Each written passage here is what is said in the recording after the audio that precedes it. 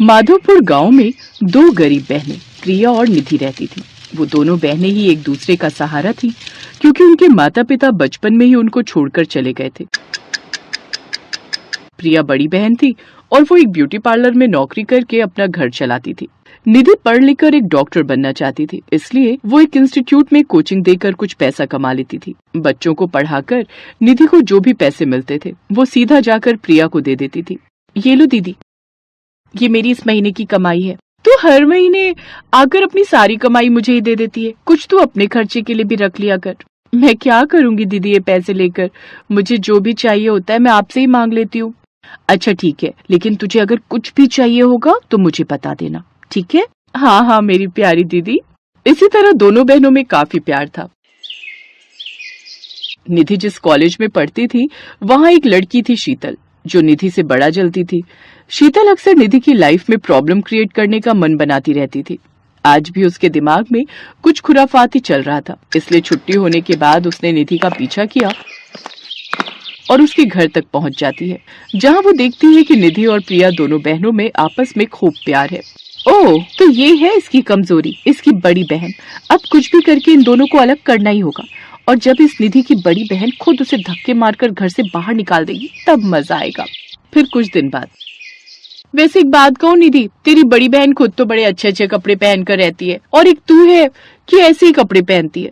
पता है कल भी मैंने उसे बाजार में नया लहंगा खरीदते हुए देखा था, वो उस पर बड़ा खिल रहा था। वैसे तूने नहीं बताया कि तू कैसा लहंगा लाई है अपने लिए? क्या दीदी नया लहंगा लाई है? लेकिन उन्होंने तो मुझे इस बारे में कुछ भी नहीं बताया। जरूर तुमने किसी और को देखा होगा। ये कहकर निधि वहाँ से घर आ जाती है। घर पहुंचकर वो देखती है कि प्रिया के कमरे में बहुत ही सुंदर लहंगा रखा हुआ है। अरे ये क्या नया लहंगा? लगता है शीतल इसी के बारे में बात कर रही थी। वो ये सोच ही रही थी कि तभी वहाँ प्रिया आ जाती है और उससे कहती है, आ गई मेरी प्यारी बहन, ये देख मैं तेरे लिए नया लहंगा लाई हूँ दिवाली पर पहनने के लिए। तुझे पसंद आया? झूठ मत बोलो दीदी, साफ साफ कहो कि ये लहंगा तुमने अपने लिए लिया है। अगर मेरे लिए लिया होता तो ये बात तुम मुझे कल ही बता देती। ये कहकर निधि गुस्से में वहाँ से चली जाती है। प्रिया को कुछ समझ में नहीं आ रहा था। माना तेरी बहन ने बचपन में तेरी पढ़ाई का खर्चा उठाया था, लेकिन इसका मतलब ये थोड़ी ना कि अब वो तेरी सारी तनख्वाह रखकर उस बात का फायदा उठाएगी। अरे तेरी भी अपनी लाइफ है। ऐसे ही एक रोज, क्या हुआ निधि, तुम्हें अभी तक तनख्वाह नहीं मिली क्या?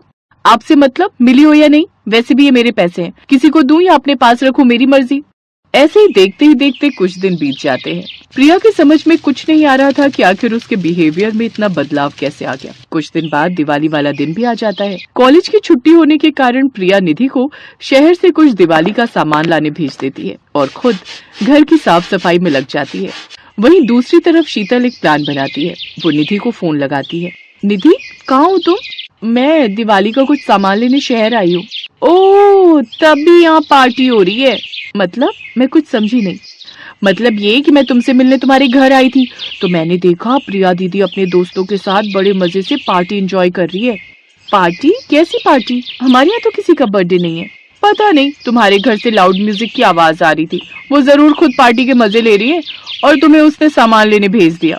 अब बस भी करो शीतल, कितना झूठ बोलोगी? मैं अपनी बड़ी बहन को अच्छे से जानती हूँ। अच्छा ऐसी बात है, तो तुम अभी घर पहुंचो और नजारा देखो, मैं अभी भी वही हूँ तुम्हारे घर के बाहर। ये सुनकर निधि कुछ ही देर में वहाँ पहुंच जाती है, जहाँ वो देखती है कि प्रिया सच में पार्टी एंजॉय कर रही है। ये देख निधि को बड़ा गुस्सा आता है और वो गुस्से में बोलती है, आप तो बड़ी ही खुदगर्ज निकली, मुझे पल भर में सौतेला बना दिया। मुझे आपसे ये उम्मीद नहीं थी। ऐसा दिन देखने से अच्छा होता मैं भी माँ बाबा के साथ उसी एक्सीडेंट में मर जाती। चुप कर निधि, ये क्या बकवास किए जा रही है और तू कहना क्या चाहती है? यही कि अब मैं ऐसी लड़की के साथ इस एक छत के नीचे नहीं रह सकती, इसलिए मैं यहाँ से जा रही हूँ, हमेशा हमेशा के लिए आपको छोड़कर। अरे लेकिन निधि हुआ क्या, सुन तो सही।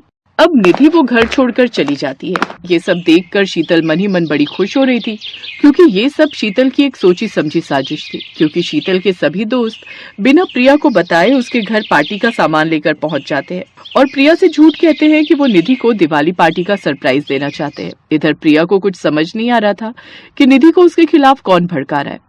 दूसरी तरफ निधि गुस्से में जंगल की तरफ चली जाती है। उसे चलते चलते काफी अंधेरा हो जाता है। वो काफी घबराई हुई थी, इसलिए लगातार जय श्री राम जपे जा रही थी। जय श्री राम जय श्री राम जय श्री राम।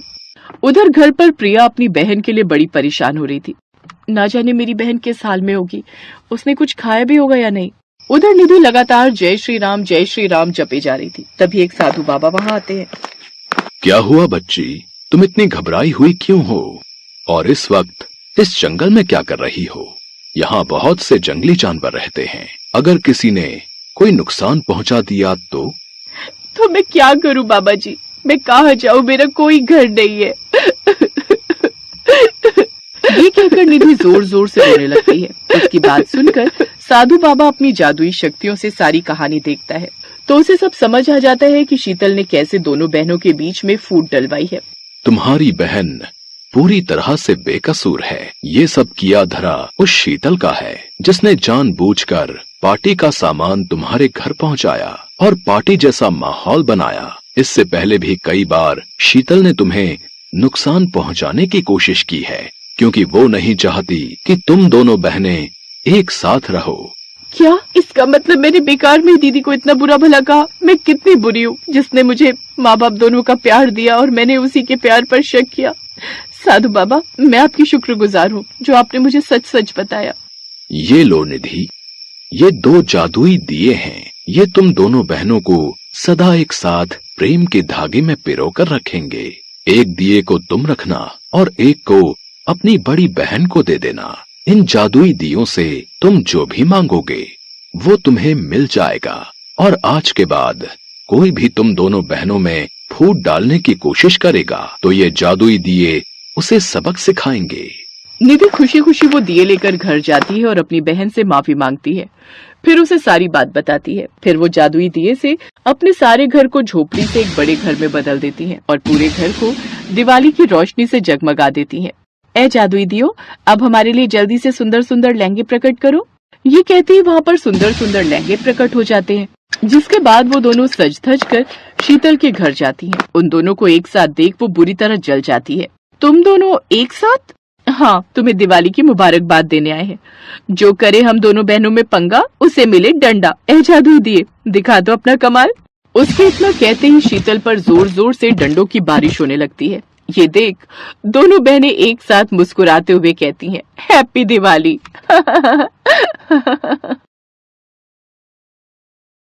हर साल की तरह इस साल भी सोनपुर गांव में रंगोली प्रतियोगिता होने वाली थी। इस साल भी वहां के चौधरी महेश चंद्र ने पहले से ही एक बहुत बड़े रंगोली बनाने वाले डिजाइनर को शहर से बुलाने का विचार किया हुआ था। पिताजी, आप तो जानते ही हो हर साल मैं ही रंगोली प्रतियोगिता जीतती हूँ। आपने रंगोली डिजाइनर को बुला लिया है ना? किसी को कानो कान खबर नहीं होनी चाहिए कि हम रंगोली बाहर से बुलाकर बनवाते हैं। सबको बार बार की तरह यही लगना चाहिए कि रंगोली मैं बनाती हूँ। चिंता मत करो कोमल, मैंने पहले ही इंतजाम कर लिए हैं। बहुत बढ़िया डिजाइनर आने वाला है जो बहुत सुंदर रंगोली हमारे आंगन में बनाएगा। हर बार की तरह 50,000 का इनाम तुम ही जीतोगी। किसी को कुछ नहीं पता चलेगा। गांव में किसी की हिम्मत नहीं जो मेरे आगे बोल जाए। और कभी ऐसा हुआ कि सच्चाई खुद ही सामने आ गई, तब क्या करोगे? आपने एक बार भी कोमल को कहा है कि वो खुद से रंगोली बनाना सीखे। राम प्रकाश की बेटी बिंदिया कितनी सुंदर रंगोली बनाती है। सिर्फ आपके पैसे की रंगोली के कारण वो हार जाती है, वरना उसके हाथों की रंगोली बहुत सुंदर बनती है। तुम तो जब भी बोलोगी कड़वा ही बोलोगी। अपनी बेटी से ज्यादा तुम्हें उस बिंदिया का ख्याल रहता है। अरे वो एक गरीब मामूली मजदूर की बेटी है। वो जितनी मर्जी कोशिश कर ले, हमारी बेटी से आगे नहीं निकल सकती। और तुम अपनी जुबान भी मत खोलना, समझी? माँ, तुम तो चुप ही रहा करो। पता नहीं जब देखो उन गरीब भिखारियों की तरफदारी करती रहती हो। कोमल की माँ उस समय चुप हो जाती है, पर वो हमेशा अपनी बेटी को यही समझाती थी कि खुद से मेहनत करना सीखे, खुद रंगोली बनाना सीखे। पर कोमल अपनी माँ की बात को एक कान से सुनती और दूसरे से निकाल देती, क्योंकि उसे ऐसा करने में अपने पिता का सहयोग मिलता था। उधर गरीब रामप्रकाश की बेटी बिंदिया भी रंगोली बनाने की तैयारी कर रही थी। माँ, ये देखो मैं कितने सुंदर सुंदर फूल लाई हूँ रंगोली बनाने के लिए। अरे वाह बिटिया, बहुत सुंदर है। अच्छा, मैंने तेरे लिए घर के सारे जरूरी सामान जो रंगोली बनाने में काम आएंगे निकाल दिए हैं। चावल पीस दिए हैं, ये रही हल्दी, ये रहा कुमकुम, और बाकी सामान भी देख लो, ये भी तुम्हारी रंगोली में काम आ जाएंगी। बहुत अच्छा किया माँ, देखना मैं इस बार घर के सारे सामान से बहुत सुंदर रंगोली तैयार करूंगी। पर क्या हुआ बिंदिया, तेरा चेहरा क्यों उतर गया? मुझे पता है हमारी बिटिया का चेहरा क्यों उतरा है, क्योंकि वो जानती है चौधरी साहब ने पैसा लगाकर पहले ही किसी अच्छे रंगोली बनाने वाले को बुला लिया होगा, और जज के सामने बोलने की इस गांव में किसी की हिम्मत नहीं होती। हर बार की तरह कोमल ही रंगोली प्रतियोगिता को जीतेगी। हमारी बेटी तो सिर्फ सपना देख सकती है। ऐसा मत कहो, समय पलटते देर नहीं लगती। मैं अपनी बेटी को कभी निराश नहीं होने दूंगी। मेरी बेटी पूरी मेहनत से रंगोली तैयार करेगी। उसकी किस्मत में भगवान ने इस बार ये जीत लिखी होगी तो ये जरूर जीतेगी। मैं तो बस भगवान पर विश्वास रखती हूँ। उन्हें मेरी बेटी को उसकी मेहनत का फल देना होगा तो वो जरूर देंगे। बिंदिया, एक काम कर, जा तू मंदिर की साफ सफाई कर ले, फिर कल धनतेरस है, 2 दिन बाद दिवाली, और दिवाली वाले दिन ही तो रंगोली प्रतियोगिता है। तुझे उसकी भी तैयारी करनी होगी। मैं तब तक रसोई की साफ सफाई कर लेती हूँ। ठीक है माँ, मैं मंदिर साफ कर लेती हूँ। बिंदिया मंदिर की साफ सफाई में लग जाती है। बिंदिया के हाथ में लक्ष्मी गणेश की मूर्ति थी। बिंदिया लक्ष्मी गणेश से प्रार्थना करती है, हे गणेश भगवान, हे लक्ष्मी माता, परसों मैं रंगोली प्रतियोगिता में भाग ले रही हूँ। मैं पूरी मेहनत से रंगोली बनाऊंगी। बस आप अपना आशीर्वाद देना कि मैं अच्छी रंगोली बनाने में सफल रहूं। बिंदिया पूरे मंदिर की सफाई करती है और खूब अच्छे से मंदिर सजाती है। कहते हैं भक्त के द्वारा की गई पूजा भगवान तक जरूर पहुंचती है। भक्त को सदैव अपने भगवान पर श्रद्धा और विश्वास होना चाहिए। दिवाली का दिन आता है। बिंदिया अपने घर के आंगन में छोटी सी बहुत सुंदर रंगोली बनाती है, जिसमें घर के सारे सामान उपयोग में लाए गए थे। उधर चौधरी साहब सुबह सुबह ही शहर से रंगोली बनाने वाले डिजाइनर को बुला चुके थे। उन्होंने अपने घर के आंगन में एक विशाल, बहुत ही सुंदर, तरह तरह के डिजाइनर रंग और डेकोरेशन का सामान लगवाकर रंगोली तैयार करवाई और उस रंगोली बनाने वाले को पैसे देकर वापस शहर भेज दिया। कोमल उस रंगोली के पास बैठ गई और रंगोली को बनाने का नाटक करती रही। तभी तेज आंधी तूफान आने लगा। मिट्टी और धूल उड़ रही थी। देखते ही देखते चौधरी साहब के आंगन की रंगोली आंधी के साथ खराब हो गई। पिताजी, ये सब क्या हो गया? मेरी तो पूरी रंगोली खराब हो गई। जज तो आने वाले हैं, अब हम क्या करेंगे? मुझे तो रंगोली ठीक से बनानी भी नहीं आती। अब कुछ नहीं कर सकते बेटी, हमारी सच्चाई जज के सामने आ चुकी है। वो देखो। चौधरी साहब, आज तक आप झूठ बोलते आए हो कि रंगोली आपकी बेटी बनाती है। सच्चाई हमारे सामने है। आपकी बेटी को तो ठीक से रंग भरना भी नहीं आता, रंगोली क्या बनाएगी? आपकी बेटी को हम ये पुरस्कार नहीं दे सकते। उसके बाद जज बिंदिया के घर पहुंचते हैं। बिंदिया की रंगोली बिल्कुल सही सलामत थी, कहीं से भी नहीं बिखरी थी। घर के उपकरण और सामान उपयोग में लाकर जो बिंदिया ने रंगोली बनाई थी, उसे देखकर जज बहुत खुश थे। बिंदिया बेटिया, तुम्हारी रंगोली बहुत सुंदर है। तुमने घर के सामान इस्तेमाल करके इसे बहुत सुंदर रूप दिया है। रंगोली प्रतियोगिता का इनाम इस बार तुम्हें जाता है। ये लो, तुम्हारी जीत का इनाम। बिंदिया और उसके माता पिता बहुत खुश होते हैं। इतनी देर में चौधरी साहब आ जाते हैं। प्रधान साहब, मेरी आंखें खुल गई हैं। गलती मेरी ही है। मैंने अपने पैसे पर घमंड किया और अपनी बेटी को सही सीख नहीं दी। मैंने उसे हमेशा गलत सीख दी। अगर आज मैं अपनी बेटी को सही सीख देता तो शायद मेरी बेटी कोमल भी बिंदिया की तरह अच्छी रंगोली बनानी सीख जाती और आज की प्रतियोगिता में उसे हार का सामना ना करना पड़ता। प्रधान अंकल, अगली बार मैं भी प्रतियोगिता के लिए रंगोली खुद बनाऊंगी। फिर मैं भी ये प्रतियोगिता जरूर जीतूंगी। बहुत अच्छी बात है कोमल बिटिया। मैं तो खुद चाहता हूँ कि हमारे गांव के बच्चे हर क्षेत्र में आगे जाएं। चलो, मुझे खुशी है कि समय रहते तुमने इस बात को समझ लिया। अच्छा चौधरी साहब, मैं चलता हूँ। बिंदिया बहुत खुश थी क्योंकि उसे अपनी मेहनत का फल मिल गया था। राम प्रकाश उन रुपयों को बैंक में जमा करवा देता है ताकि बिंदिया की आगे की पढ़ाई के काम आ सके। शाम को बिंदिया अपने माता पिता के साथ दिवाली पूजन के समय अपनी जीत के लिए वो भगवान गणेश और माता लक्ष्मी को धन्यवाद कहती है।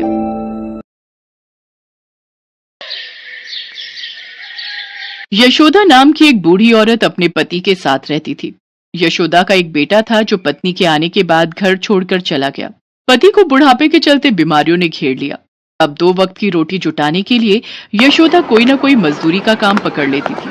ऐसे ही दिवाली का त्योहार आने वाला था। बाजार में दिवाली के साथ सज्जा की दुकानें सजनी शुरू हो गईं। दुकानों पर दिवाली का सामान बिकना शुरू हो गया।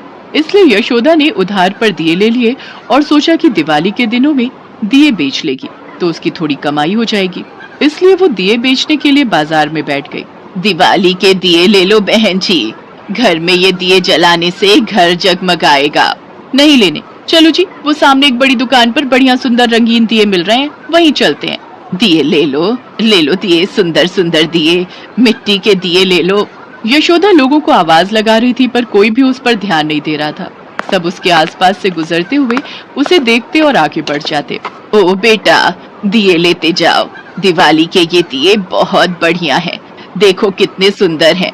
दिए ले लो दिए, सुंदर सुंदर दिए, मिट्टी के दिए ले लो। ओ अम्मा, ओ क्यों चिल्ला चिल्ला कर सिर में दर्द कर रही है, हैं? ये तुम्हारे मिट्टी के धूल खाते बेकार दिए खरीद कर कौन अपने घर की सजावट खराब करने आएगा बताओ? इसलिए ज्यादा शोर मचाना बंद करो और चुपचाप बैठो, वरना यहाँ से हटा दूंगा। भैया, ये दिए वाली लाइट कितने की थी? 150 रुपए की। और ये बड़े दिए वाली 250 की। ये 150 वाली एक दे देना। वो दुकानदार तरह तरह की दिवाली की सजावट का सामान बेच रहा था। यशोदा उसके धमकाने से दुखी हो गई। उस दिन उसकी कमाई बहुत कम हुई। यशोदा कुछ पैसे कमा कर घर पहुंची। खांसी तो नहीं उठी ज्यादा आज? और बुखार कैसा है? अब पहले से बेहतर है, पर टांगों और कमर में दर्द नहीं जाता यशोदा। थोड़ी देर उठने की कोशिश करूं तो हिम्मत ही नहीं होती। लगता है अब मैं कुछ ही दिन का मेहमान हूँ। शुभ शुभ बोलो तुम्हारे सहारे ही तो मेरी भी जिंदगी चल रही है, वरना मेरा और है कौन तुम्हारे सिवा? हाँ, तभी यशोदा का बेटा सुरेश आ जाता है। सुरेश बेटा, कैसा है? बड़े दिनों बाद आया।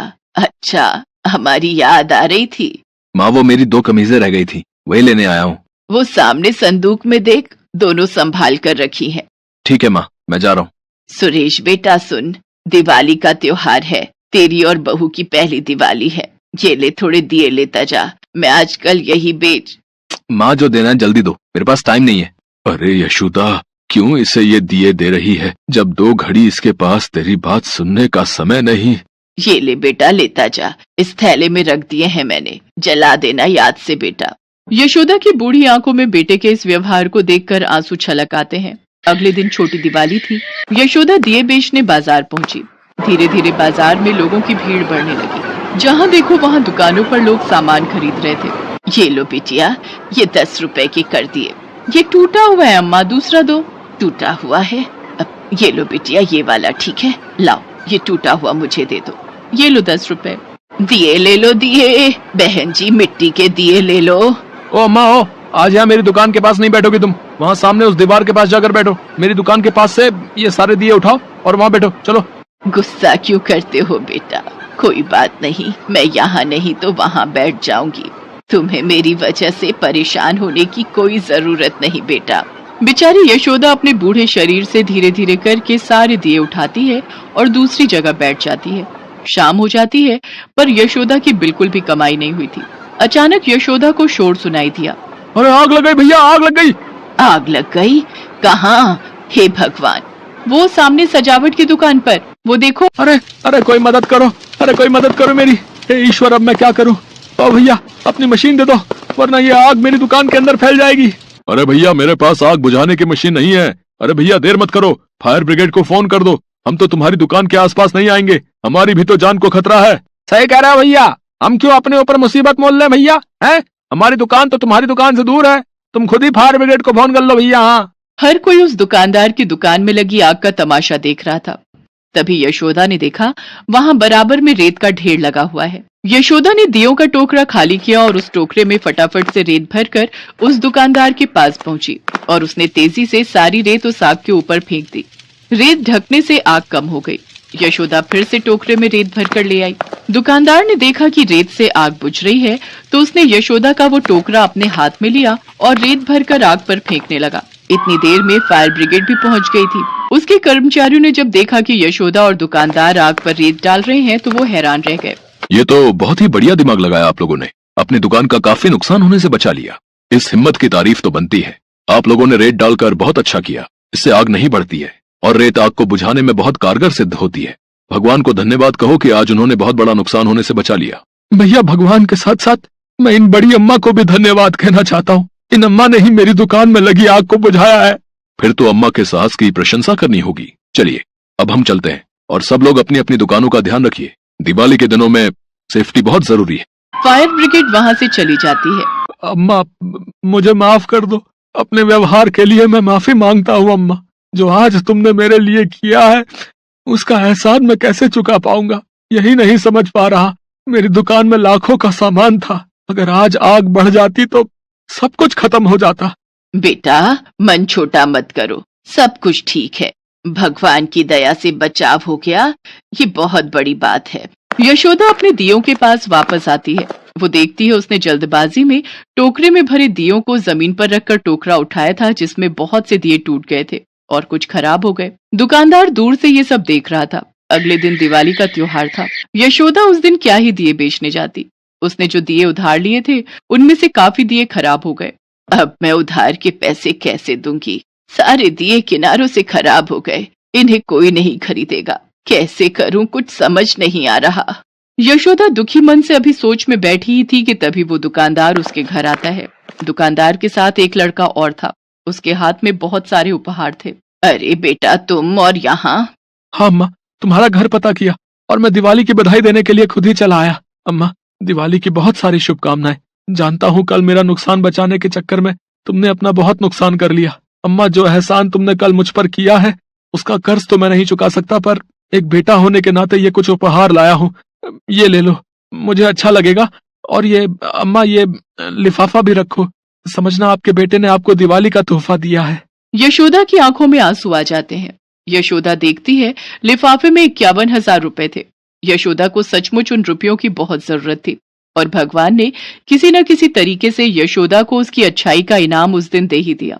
कहते हैं जो निस्वार्थ भावना से दूसरों की मदद करता है, भगवान भी किसी न किसी तरीके से उसकी मदद अवश्य करते हैं। यशोदा माँ लक्ष्मी और गणेश जी की पूजा आरती करती है और उन्हें धन्यवाद कहती है। दिवाली के अगले दिन वो दिए वाले को उधार के पैसे दे देती है। यशोदा अपने पति को एक अच्छे डॉक्टर को दिखाती है। अच्छे डॉक्टर के इलाज से उसके पति की तबीयत में सुधार हो जाता है।